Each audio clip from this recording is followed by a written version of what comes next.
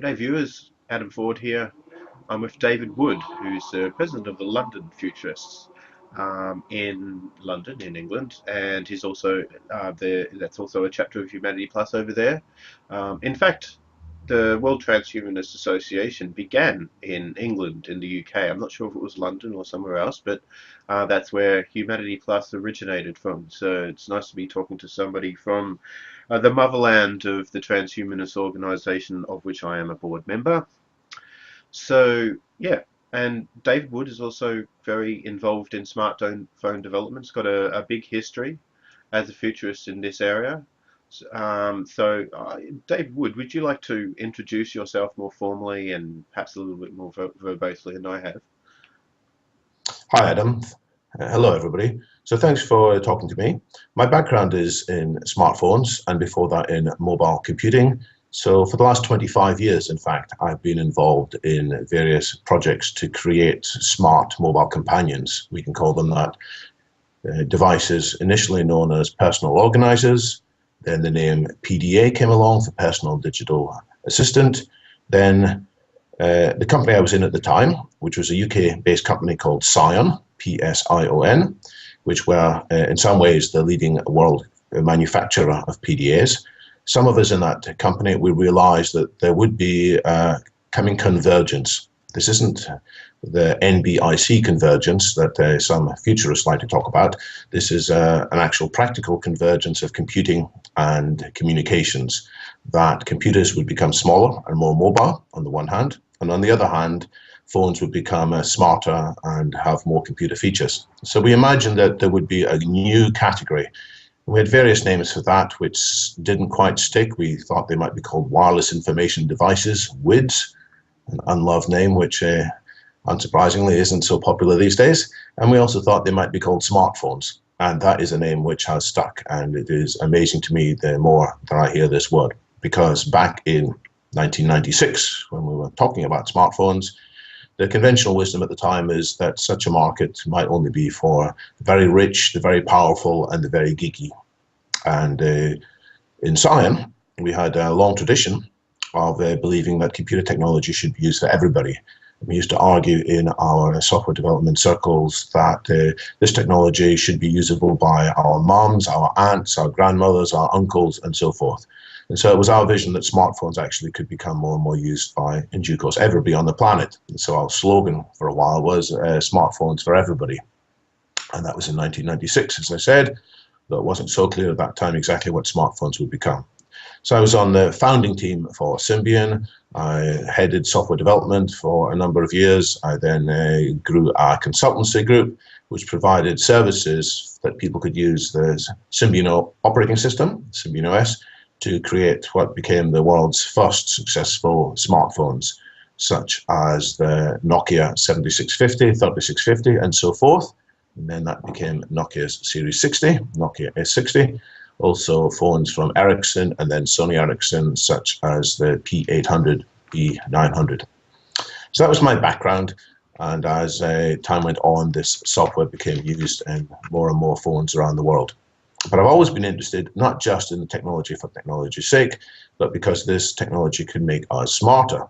The PDA was an extension to my memory, so I sometimes joke that I had two brains. I had my original biological brain, which is now more than 50 years old and badly in need of a defrag, badly in need of some improvements. And then I have, in some ways, a much more reliable memory, which is my PDA, which is where I've been recording notes, my diary entries, my journals, my spreadsheets for more than 20 years. More recently, I've had a third brain, I say more recently, since about the year 2000, which has been my smartphone, which has been a connected brain, and that has given me access not just to the data on that device, but the data in the cloud, as we nowadays would call it, so that we can instantly have access to all the news stories, all the information on Wikipedia, all the information in Google. And over time, this third brain has become more and more proactive, so it anticipates more of what I might want and what I might be thinking about. So, and I buy into the vision of people like the founders of Google, who say that in due course your phone will know you just like a best friend knows you. And when you ask a question, sometimes your best friend realizes, and that's not really the question that's on your mind. What you're really talking about is this, isn't it? So today, when you type into Google, sometimes Google says, "Did you mean to type this?" And sometimes it shows you the rest of the sentence that's on your mind. Well, increasingly, your phones, as they know you, will be that trusted companion. So that's the big vision, and I've been involved with Symbian as that grew, and then the technology was used widely throughout the world. And more recently, I've been consulting in a number of other companies about their mobile phone platforms. So as you asked for, I have a verbose answer. Yeah, that's really good. It's good to know where you're coming from because you've written a number of articles that bridge the gap between transhumanism and mobile phone development, or cover the concepts and how they intersect. And I believe from reading your articles that you believe that accelerating returns has a big future, or that Moore's law applied to many areas, like mobile phone development and hard drive space and random access, memory speed, and all those sorts of things seem to be converging. Technological advances, convergences, and technology converge to such a degree that it will make mobile phones today seem like toys, like well, maybe I'm inserting a bit of my own belief here. Mobile phones will be like sort of Morse code devices of the past, compared to some of the devices in the future. You wrote an article, I think it was you, it was entitled "Smartphones to Superhumans." Now, do you want to give us a brief? If is that correct? Did you write that article? Smartphones and, To superhumans. oh yes, smartphones. I've talked about from smartphones to superphones and from humans to smart humans to superhumans. It's the same kind of general curve of technology. Hmm. Would you want to The talk vision about that? here is that indeed technology can enhance and can make us more memorable, with better memories, but also can enhance our intelligence. So smartphones are one means to enhance our intelligence. It's an external brain, but I very much believe that in due course we'll have other means to enhance our thinking capacities. At London Futurist, one of the most popular series of meetings we've held has been on nootropics, that's drugs to enhance our thinking capability, and as well as internal nootropics, that's things that we might take through the mouth. There is the possibility to put our heads or brains inside electromagnetic fields or other transcranial stimulation, magnetic, even ultrasound. So there are means by which our brains can get smarter by this kind of enhancements as well. And increasingly, as we know, people at colleges, people preparing for work interviews, they take various stimulants to make us smarter. And other people are horrified at the idea and say, well, look, if there was a better way, evolution would already have found it. If we're going to use things to make our brains think smarter in one way, there's bound to be a drawback otherwise. I don't buy that. I believe that evolution is quite wise, but it's not all powerful. Evolution has limits and gaps in what it can do. So I would say this, that there's a long way to go in terms of enhancements. Oh, look, I'm totally on board with that. Evolution wasn't intelligent design. Evolution didn't design us from a blueprint. We're just lucky we got to this stage. I mean, we're probably 0.00001% of the particular, all the species that have been around that actually reached this space, such that we could manipulate the world and conceive of the world, build mental models, I guess, accurate enough to be able to see other peaks on the landscape and design ways to bridge from, I guess, this mountain probable, which evolution got us up, to other mountain probables that evolution may eventually find, but not all that efficiently. Indeed. Yeah. So you talked about the law of accelerating returns, and I absolutely see that in the smartphone industry, that enhancements and improvements in one area allow enhancements and improvements to take place elsewhere. Smartphones became successful because of improvements in more than one area at the same time. Networks became better, and also the phones became better.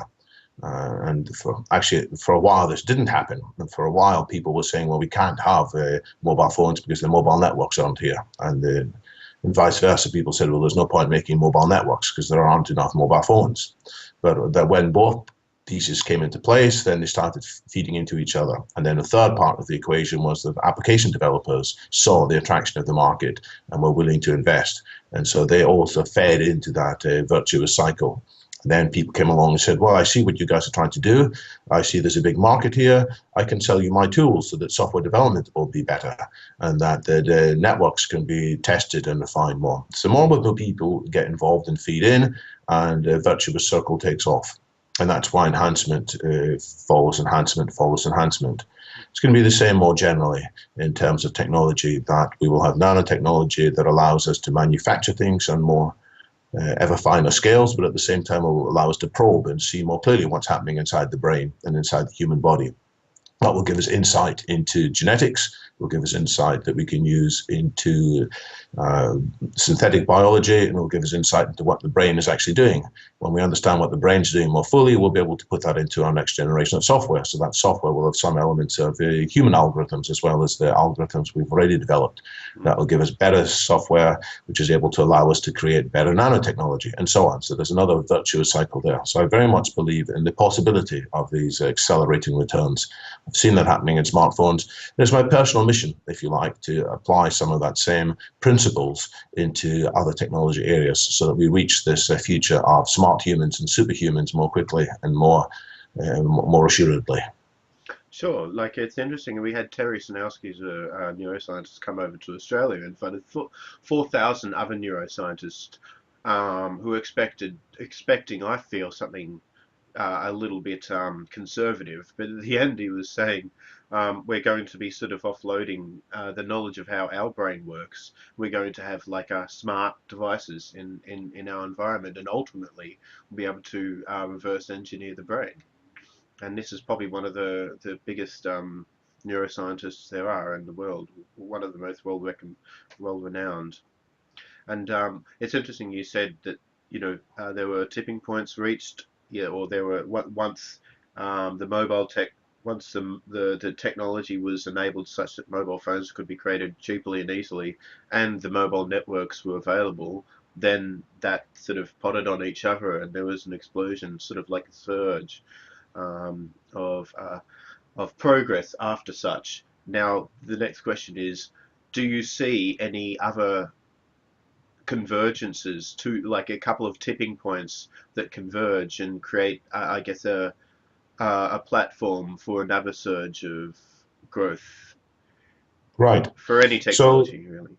So one way in which this will happen is when smartphone technology gets adopted into other industries and transforms these other industries. So we're seeing now increasingly that smartphones, or rather tablets, are being used in education, that more and more people can learn about material from online courses, that courses can much more readily be adapted to individuals' needs, so we don't all learn at the same speed anymore. Increasingly, we can have courses which will actually help us to go very fast.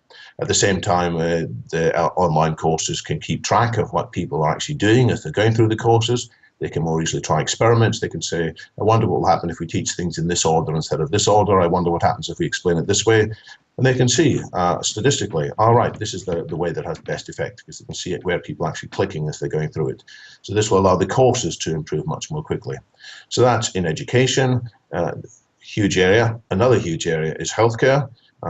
This is a major concern, not just for futurists and transhumanists who want to use this technology to make ourselves better than well and smarter than geniuses already, but it's of concern just to address the fact that more and more people are unwell, and there are increasing burdens on the healthcare budget of every country in the world, especially for the treatment of chronic diseases, and especially when people have more than one chronic disease at the same time. So what can we do to improve the treatment of these people, and indeed to prevent people getting ill in the first place? And a lot of smartphone technology comes into play here too, in terms of enabling people to be treated at home, in terms of having sensors which can monitor, using some of the same technology which matured because of the smartphone industry. Some of that can then be applied to sense people's blood makeup. It can sense their heartbeat, their psychological state, and so forth. So that's two examples.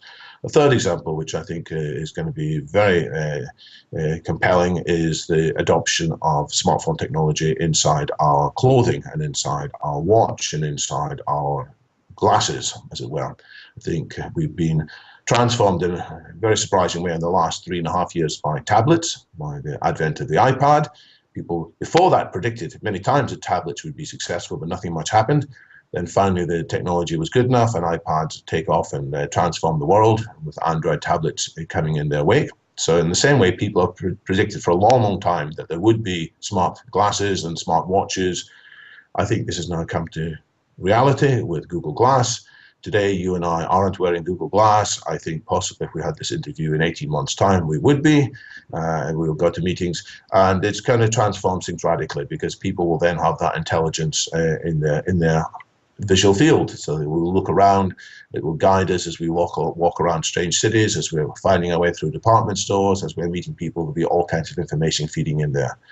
And people will use that in their course of their employment as well. So surgeons will be guided by what the information is shown in their visual fields. Engineers of all sorts will have their input. So that's another way in which this technology is going to converge, and then unexpectedly yet more applications will emerge, and then the technology will be combined in yet new ways that currently we can only just guess at. Yeah, I'm looking forward for a layer of metadata over everybody that I know. Or that I've met. So I remember names and I remember, their birthdays, but also avatar, how they know each other. Yes. Could be very interesting. There's a lot of potential for a visual field that's overlaying like reality there, for sure. Yeah, so I think there's going to be a massive growth, and I think that'll improve the IQ of people in a sense, improve the productivity manyfold. At the moment, Google's done a lot. The search engines have done wonderful things, but having to actually go through and then concentrate on an outside device or a particular device and find yourself at a computer is another layer. It's a little bit abstract, but the closer and closer the interfaces get to, I guess, ourselves, like right in front of our eyes, the easier and easier they will be to use, and therefore um, the easier and easier we'll be able to use them to, I guess, make better decisions. We won't yet know exactly how this is going to work.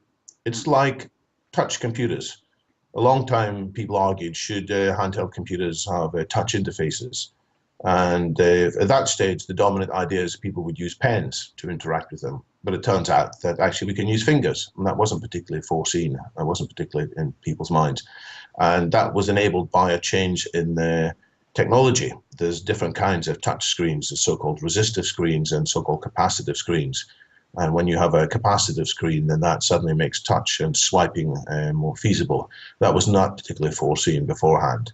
And it just turned out that this is a nicer way to do things, and you use the twin pinch to stretch and shrink things. Again, it wasn't foreseen, but now that we have got it, everybody thinks it's natural.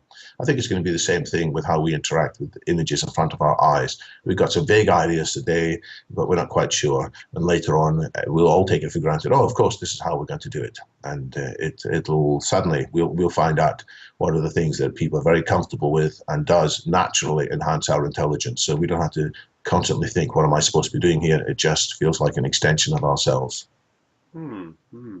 So yeah, we've augmented reality has been an idea for quite a while, but people like Steve Mann have been using this sort of augmented reality for quite some time. Another Melburnian is a guy by the name of Stellark, who you might know of. Indeed. Yeah. So in the late 60s, he was using technology, and I'm pretty sure it was a form of augmented reality as a means to express his art form. So yeah, he's quite an amazing person.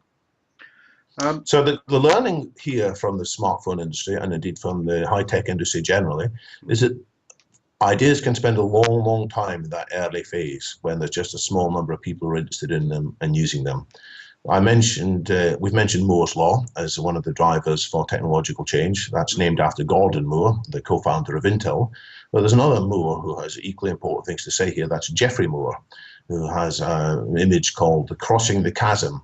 So he looked at earlier work in which there was different segmentation of users of technology, from the technology enthusiasts and early adopters through to the early majority, the late majority, and the laggards. And he convincingly argued that the buying criteria of people in different parts of that cycle were significantly different. And to be specific, there's a gap between the early adopters and the early majority, and people in that early majority, which is the start of the mainstream. They're not going to take the technology unless it's much more easily packaged, it's much more pain-free, it's also got some social standing and social credibility from ordinary people as opposed to just geeks or technology pioneers. So lots of things, whether they were tablets or augmented reality, lingered for a long, long time in that early phase. And it's only when the technology becomes affordable enough, but also intuitive enough and sufficiently well packaged that it suddenly takes off. So it's not just a straightforward linear thing that gradually it moves 5%, 10%, 15%, 20%, 25%. It often spends a long, long time in that early phase until things are right, and then it accelerates. So I can see some value in trying to popularize certain forms of technology that me or you feel would be beneficial for ourselves and society, such that, you know, people are ready for the technology when it comes up and the uptake will be smoother. But that's another story, I guess. So look, yeah. So now, a lot of people sort of confuse the idea of faith in like an engineering, faith in engineering in general, and faith in something like religion or something that doesn't explain, or something, a dogmatic belief. And I think I remember you writing something about this in the comments. So there's a bit of a binary. No, sorry. So yeah, so it seems as though we can have faith that the future will bring about wonderful things, but we're not sure exactly what it will be, but we have some ideas. We have some pretty clear ideas that intelligent technology will continue to grow, that hard drives will be, I guess, more, you'll be able to store more on them, and that we'll have technologies which haven't actually seen the light of day before, like rejuvenation technologies and all those sorts of things. How do you respond to somebody when saying, but your assumptions are just based on faith? Well, we look at what's physically possible, so that's a start. And you can see that there is a capacity to store more information at the molecular level, and that's why we have confidence that there is scope for storing more and more information in ever more powerful hard disks. In terms of extrapolating what can be done with the speed of processors, you look at, again, what's physically possible, and people have suggestions in terms of smaller and smaller nano scale, and also in terms of 3D computing, and there's also feasible roadmaps in due course involving quantum computing. So the technology is not based on just wishful thinking, it's based on feasible roadmaps. Now, I'm all for people questioning this. This is one way in which religion tends to differ from science. In religion, you have things that you can't really question, whereas with science and engineering, the viewpoint I'm advocating, you put things down on a tentative roadmap, and then you have people argue over them and try to kick holes in them. And then you realize, actually, maybe this won't work after all. In terms of rejuvenation, what gives me the reason to think that humans might live longer and live healthier? Well, we can look at other creatures in the natural world. There isn't some kind of law of biology that says no creature can live more than 70 years. We know that there are some aquatic creatures that seem to live well over 100 years, not just turtles, but also various kinds of sharks, I believe, which have been recorded at living much longer. We can look at other elements in the natural world, such as trees, which live in some cases for thousands of years. So there's nothing inherent in biology. We then have to look at what are the causes of aging inside our own physical bodies. And we have some grounds for believing that we see the various genetic and cellular and intracellular mechanisms that are causing aging to occur. And we have some roadmap of ideas for how we can reverse that and fix it. So it's not just a wishful thinking faith. It's faith based on an understanding of what we believe the underlying science is and on potential improvement scenarios. Yeah, yeah. Now I just might point out that you've got I think a master's in mathematics, and also you did a full doctorate in science, philosophy of science at Cambridge. Oh no, was that no? So your master's in mathematics was at Cambridge, and your doctor in philosophy was at Westminster in the UK. So it's interesting. A That's lot of to be clear, it's an honorary doctorate oh for okay my from oh in service in honor of services to the smartphone industry. oh So well I done. did a presentation at the University of Westminster, which went down well with the faculty. And I did various other things for the University of Westminster, and they looked at what I'd achieved in the smartphone industry, Mm, being one of the early believers and pioneers, and then the person who architected lots of the upper layers of the Symbian operating system. And I was kindly awarded an honorary doctorate of science there. I was also doing doctoral studies for many years at Cambridge in the philosophy of science, particularly focusing in the philosophy of quantum mechanics, hence mm, my deep interest in what's physically possible and in what quantum mechanics has to say about areas such as causality, about the flow of time in terms of non-locality. Is there some kind of non-local interaction that exists in the way that various mystics or spiritualists would talk about, and I eventually came to the conclusion that although quantum mechanics shows the world is strange and weird, there is no evidence for a kind of mind over matter scenario, which some people talk about. And instead, and this will take us way off topic, instead I became very interested in the so-called many worlds interpretation of quantum mechanics, mm-hmm. which says that multiple realities are proceeding in parallel. And increasingly, I note that is the dominant interpretation which has happened in the preceding 20 or 30 years, since preceding 30 years, in fact, since I was doing my doctoral studies. Yeah, well But the that's philosophy of science taught me to think rationally and hard about the likely meaning and implications of scientific method, and indeed the potential limitations of the scientific method. And that served me in good stead in my career subsequently and in my forages into transhumanism and futurism. so okay. Well then, I think this is an interesting track because it'd be nice to know what was it about it that what was it about transhumanism that attracted you? What was it that fit in? And I mean, is there anything which stands out about transhumanism um, today which you disagree with as well? So firstly, what initially attracted you, and then why are you still a transhumanist, and where could we improve? I guess.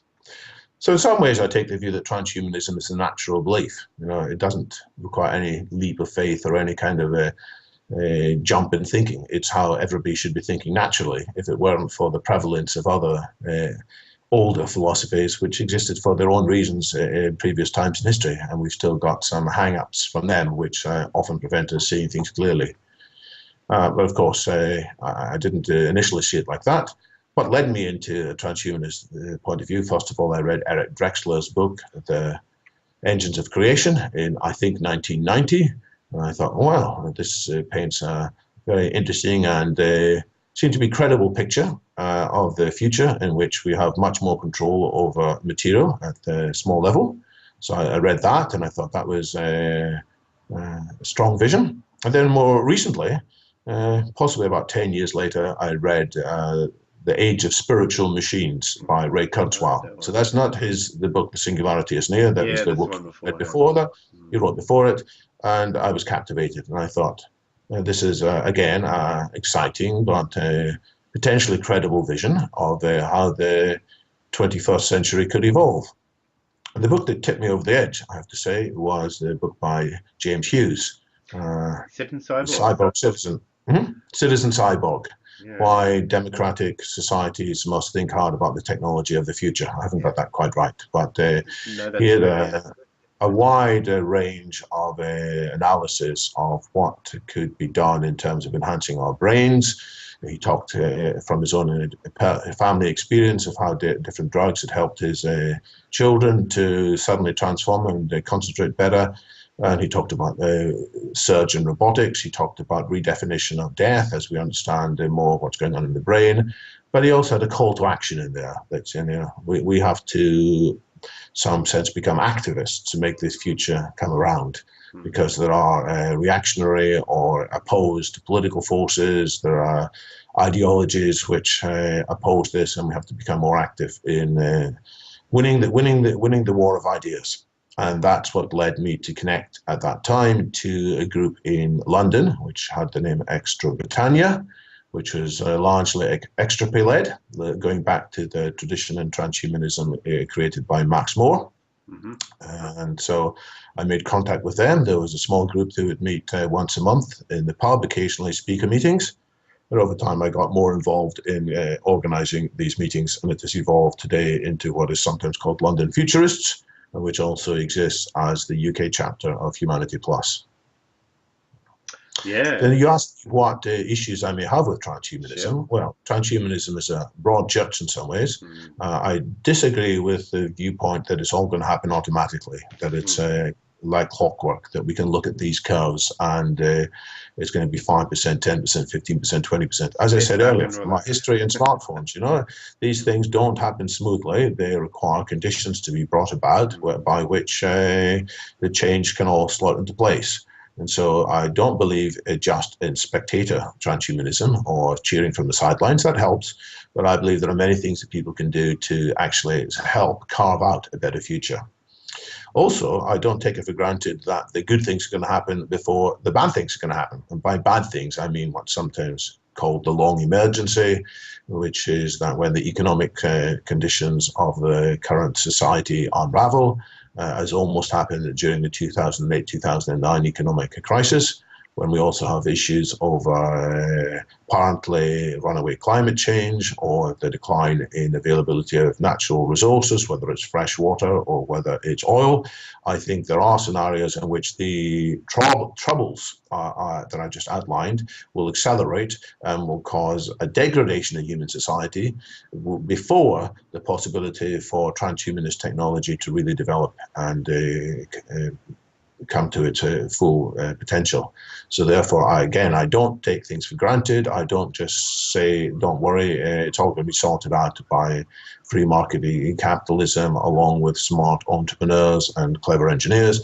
I think we have to be aware of the pressing social issues too, and ensure that the disruptions, that there are no disruptions to society which could derail this possibility. I mean, after all, the Roman Empire lived for a long time and crashed and burned in the end. It took a long time to crash and burn, but it did crash and burn in due course.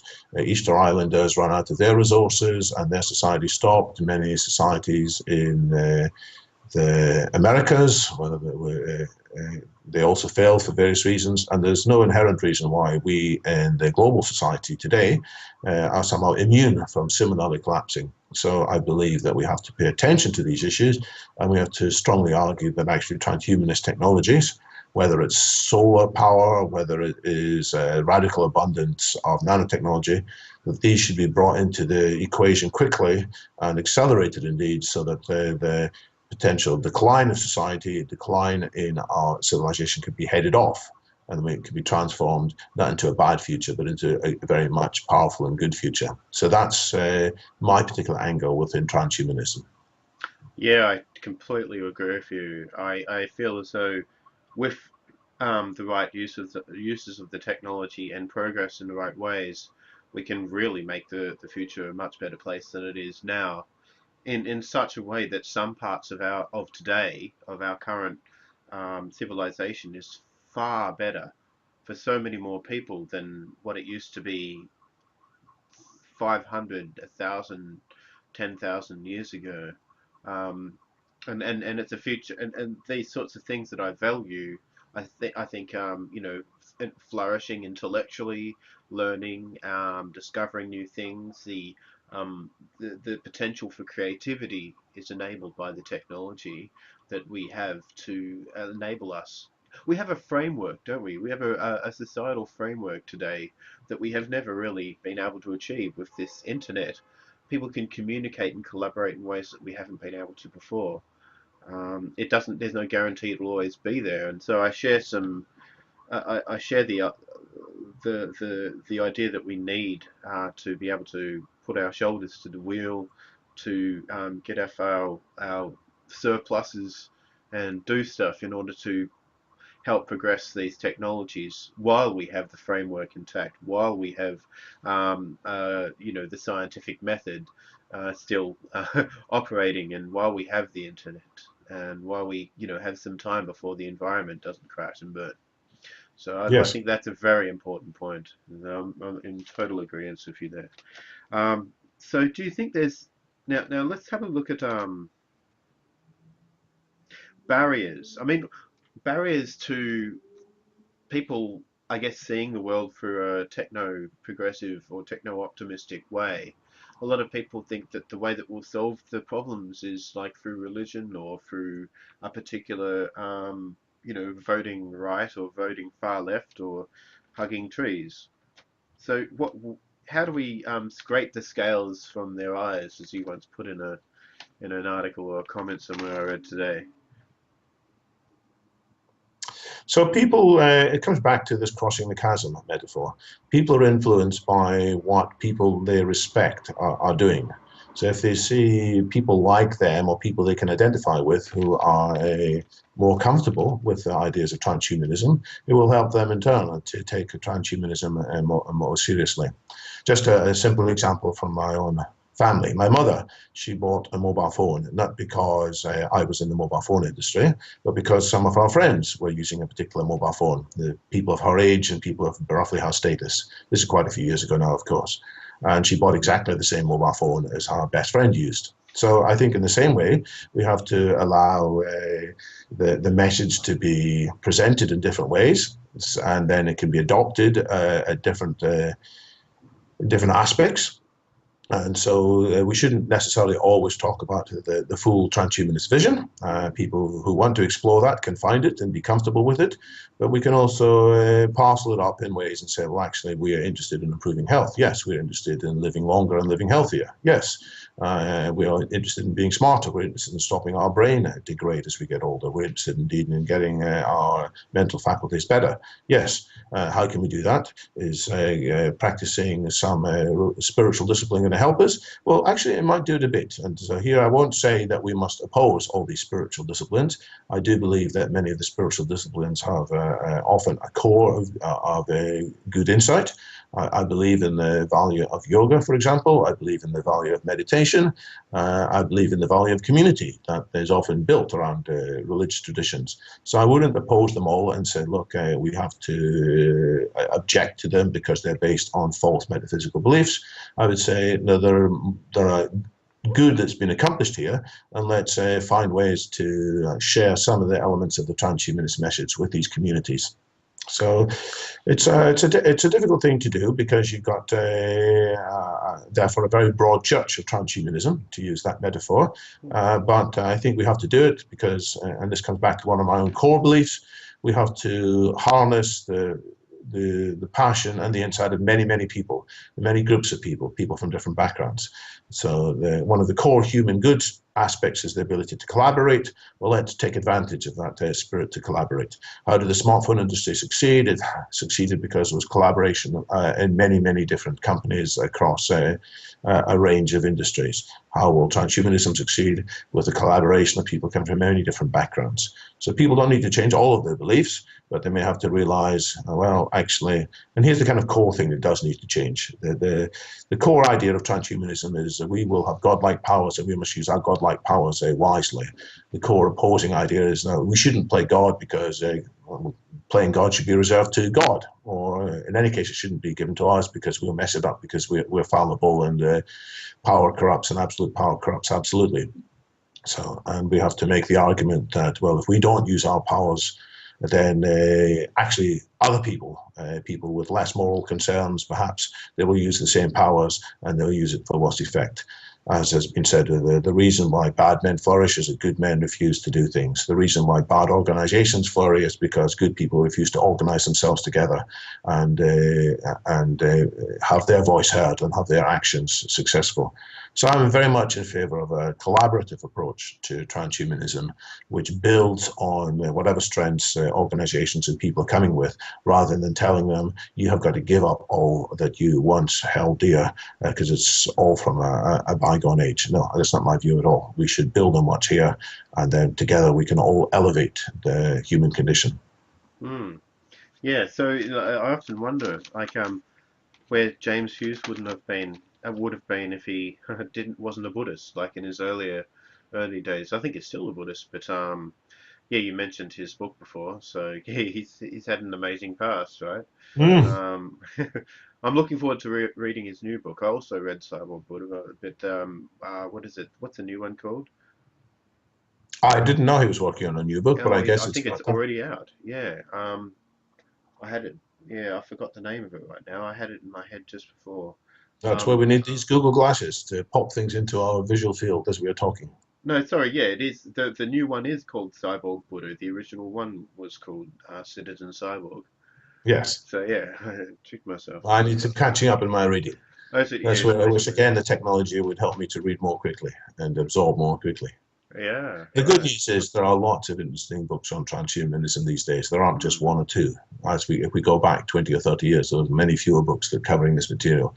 mm, Now, in fulfillment of the vision I was talking about a moment ago, there are many books that accelerate some of the transhumanist ideas from all kinds of different traditions, whether it's from a tradition that's friendly to Buddhism, a tradition that's friendly to Mormonism, a tradition that's friendly to left-wing politics, a tradition that's friendly to right-wing politics, and so forth. mm, So we've just got to, you and I, we've got to help figure out which of these books are actually genuinely the most insightful and the most appealing and the most trustworthy, and sing their praises widely so that people are drawn to them. yeah, definitely. Well, now I might ask you a question, and I don't want to like trip you up or anything. So I'm going to ask you: are you an optimist or pessimist? But taking into account you don't have to treat that as a binary distribution between all optimism or all pessimism. You can treat them as separate sliding scales or one long continuum with grays in between. So, with regard to the future, are you an optimist or a pessimist? At heart, I'm an optimist. I believe it's optimism will, first of all, I believe that optimism will generate more energy and more action than pessimism. On the other hand, I'm a pessimist too, because I think that the potential for disaster is growing in our midst at the same time as the potential for beneficial outcomes. But in the end, we have to put both optimism and pessimism to one side, and we have to be realistic. So if somebody has a potentially fatal disease, say cancer, being optimistic or pessimistic will only have a small effect on whether that person lives or dies. Often you've got to find actually what is the core thing that's wrong with this person. Sometimes it might be a change in attitude will help them, but the most important is to realize actually this cancer is in this part of the body. We have to treat it in such and such a way. So you need a realistic analysis of what the situation is. So likewise, in terms of our future, just wishfully thinking, I hope it's going to be good, I hope it's going to be good, is not sufficient. That's why I'm more of an activist rather than a pessimist, or an optimist. And but the reasons for why I started my answer by saying I'm an optimist is I can see the physical potential for the future to be much better. I can see that we can structure humans better than they are structured currently, structure them individually better by adopting more technology inside ourselves individually, synthetic technology, stem cell technology, rejuvenation technologies. We can also structure ourselves better as a society, whereby we take advantage of the internet and all the tools that are associated so that good ideas spread more quickly and that dangerous ideas are exposed and highlighted for their flaws more quickly. So I see the potential in the technology for good. I believe that on the whole, there are huge positive aspects to current day humanity, which will be able to outweigh the bad tendencies which also exist inside humanity. But it's not going to happen by itself, which is why being activist is more important than just being optimist. Excellent. I think that's a great place to yeah to end on a very positive note there. Next, we'll do a section on Dan Brown's Inferno novel. So stay tuned. We'll be back soon.